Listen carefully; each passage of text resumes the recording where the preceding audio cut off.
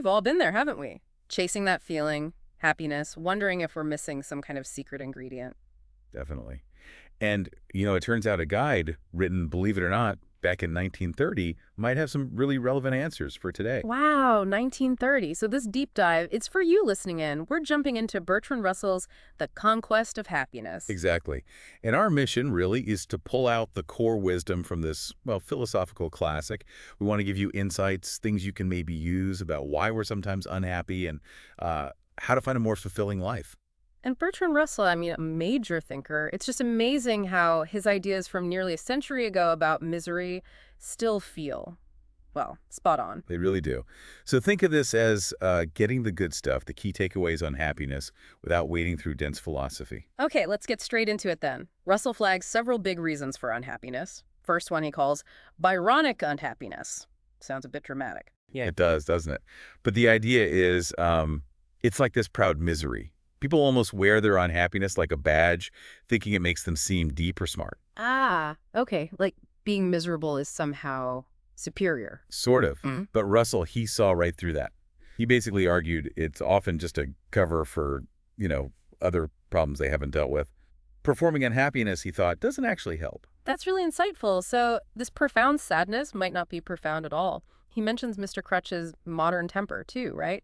That feeling of being let down after old beliefs faded and science wasn't like the magic bullet. Exactly.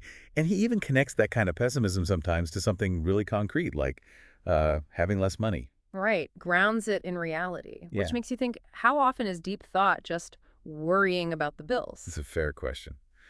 Then moving on, Russell looks at how we focus so much on competition and success for happiness. Okay, yeah, this one feels very current. Always striving, gotta be the best, climb the ladder. What's Russell's angle on that? Well, he doesn't say success or money are bad, not at all.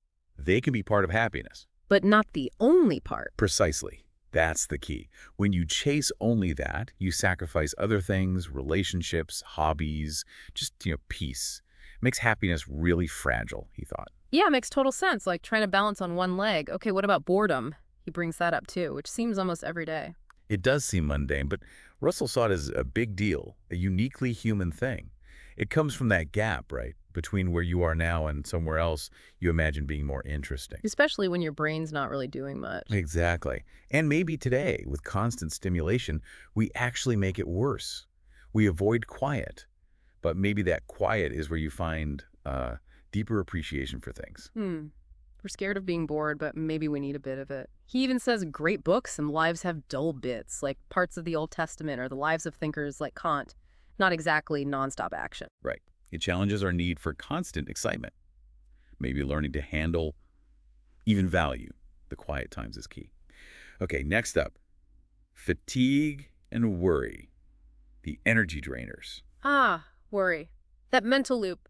He specifically mentions taking work stress to bed, right? Yes.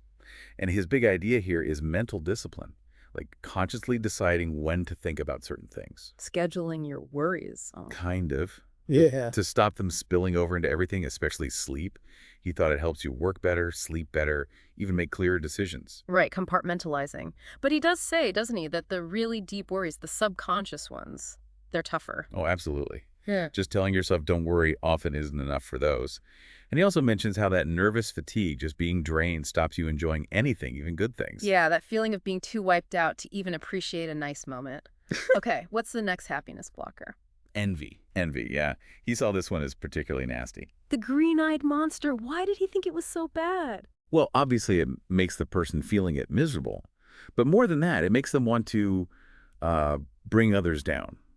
Inflict misfortune, as he put it. Ouch. So it actually holds people back. Yeah, he thought it stifles excellence. Like, why bother being great if people will just resent you for it? It's all about pulling down, not lifting up.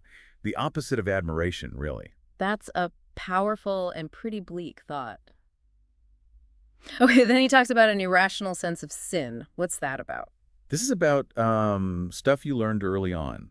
Maybe strict or unwise moral teaching that leaves you feeling guilty or bad as an adult, even when your logical brain knows it's nonsense. Like leftover childhood baggage. Exactly. And Russell's solution was you need to really feel your rational beliefs, not just think them. Get your emotions in line with your intellect. Makes sense. Feel it in your gut, not just your head. Then there's persecution mania, believing everyone's out to get you. Right, that feeling there's a conspiracy holding you back, stopping people from seeing how brilliant you are. We've probably all felt a twinge of that sometimes. Maybe. But Russell's counter is pretty blunt. It's actually less painful in the long run to accept that maybe, just maybe, you're not quite as amazing as you thought. Haha, okay, a dose of humility. A little humility now, he argues, leads to more happiness later than living in constant suspicion. Facing reality is freeing, ultimately. Choose temporary disappointment over chronic paranoia. Got it. Next is fear of public opinion. Yeah, worrying what others think. He felt that ignorance of the world, being mentally isolated, can make you miserable and waste loads of energy trying to fit in or hide. He uses the Bronte sisters and Blake as examples, Yeah. right? People who were isolated but stuck to their guns. He does, but he also says, look, for most of us, we need sympathetic surroundings to be happy.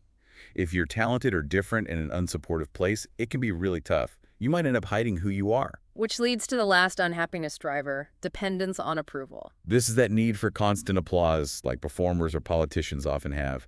When the cheering stops, their self-worth kind of collapses. Because it's all external. Exactly. He contrasts it with that secure feeling from ideally unconditional parental love in childhood, which builds a much stronger foundation inside you. Earned admiration versus inherent worth. Okay, that's quite a list of things that trip us up, but it wasn't all negative, was it? He talked about finding happiness too. Oh, absolutely. A huge theme for him is genuine interests. Hmm? Things you're passionate about that pull your focus outwards, away from yourself. He saw self-absorption as a massive barrier to happiness. And these interests need to be authentic, right? Not just things you think you should like. Spot on. They need to bubble up naturally. Then there's affection, giving it and receiving it. How did he see affection working? Well, he kind of distinguished between affection that comes from feeling secure yourself and affection that comes from neediness or insecurity. He thought the secure kind was, well, better, more valuable. Healthier, maybe. Yeah, but he was realistic. He knew most real affection is probably a mix of both. The main thing is it connects you to others, gets you outside your own head. Right, connection. Okay, what about the family? That sounds complicated. It was, even in his time. He saw family relationships were often a source of unhappiness, power struggles, parents feeling anxious, especially with new ideas about psychology coming in. Modern parenting stress isn't so modern then. Apparently not. Mm-hmm. But he also saw the huge potential for deep happiness in families if they're built on respect and real caring. It's that unique biological bond, that mix of tenderness and responsibility. But it's tricky, balancing parental guidance with letting kids be independent. Super tricky. He stressed the importance of genuinely wanting what's best for the child, not just controlling them. Okay, next. Work. Work as a source of happiness, even boring work. Surprisingly, yes. He argued that even dull work is often better than total idleness. It fills time, gives structure. He even pointed out the boredom of rich people with nothing to do. Huh, the idle rich problem. But beyond just filling time, he highlighted the satisfaction of using skills, of building or creating something. Even with machines, think of skilled craftspeople, mechanics. That sense of accomplishment. Exactly. And he was hopeful that as machines took over the really tedious stuff, work could become more engaging. Plus, the social side, working with others, that matters too. Finding purpose and community. Okay, then impersonal interests. What are those? Basically, having a friendly curiosity about the world outside your own immediate life. History, science, art, different cultures, whatever grabs you. Not just focusing on your own problems. Right. It makes you more resilient, he thought. If one part of your life goes wrong, you have other things that bring you joy. It stops you becoming too introverted, too wrapped up in yourself. Keeps things in perspective. What about effort and resignation? They sound like opposites. They do, but Russell saw them as partners. You need effort to achieve things, obviously. Raising kids, pursuing a goal that takes work. Sure. But you also need resignation, the ability to accept things you genuinely can't change. Illness, loss, unavoidable setbacks. Don't waste energy fighting the inevitable or getting worked up over small stuff. Do your best, then let go. Pretty much. Know when to push, know when to accept. And finally, it comes back to objective interests. Tying it all together. Yeah, basically reiterating that getting over yourself, moving past that self-absorption, lets you develop these genuine interests in the world. And that's where happiness lies for him. It's about feeling connected, in harmony with yourself and with the world, part of the flow of life. So if you had to sum up Russell's picture of the happy man, or person. Well, he'd say happiness depends partly on circumstances, sure. But the part that depends on you, the internal stuff, it's actually pretty simple. It's about having passions and interests directed outward, not inward. Focusing on the world, not just yourself. Exactly. He lists the basics, too. Food, shelter, health, love, work you find satisfying, respect from your community, maybe parenthood for some. But assuming those basics are met, if you're still unhappy, he thought it's usually psychological, a focus problem, basically. And fixable by shifting that focus outward. That was his core argument. Right. So the big takeaways from Russell seem pretty clear. We need to watch out for those mental traps. Envy, excessive worry, needing approval, and actively cultivate interests outside ourselves, real affection, work that feels meaningful, and a dose of acceptance. You got it. It's amazing how relevant his ideas still feel. It's really an encouragement to look up from our own anxieties and engage with the world more. Definitely food for thought. And maybe for you listening, the question is, how could shifting your focus outward, even just a little bit, change things day to day? Which of Russell's points really landed for you? What's one small thing you could maybe try, something to mull over?